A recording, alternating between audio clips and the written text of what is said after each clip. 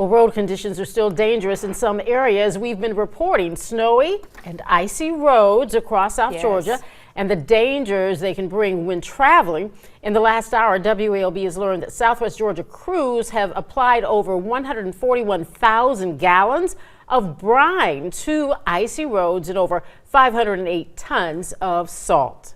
Now, of course, those measures are made to make the roads safer, but you probably still had some white knuckle experiences if you've been driving the past few days, sometimes barely moving as you drive on a patch of ice. The Georgia State Patrol reported Thursday morning that it had responded to 370 car accidents across the state due to this winter storm.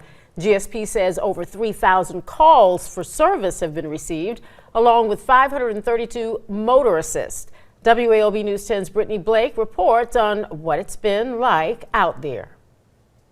Parts of the road may look dry like this, but as you keep driving, other parts of the road are still filled with snow and ice falling from trees and cars, making it even more dangerous for drivers. We was behind a truck, and I guess like melted ice that was on top of his truck, like kind of flew off his truck and it flew like onto the road. That ice caused this driver's tires to slide, and even with snow mode, he wasn't able to straighten his tires back up. And then next thing you know, we turned more spider and slid all the way into the ditch.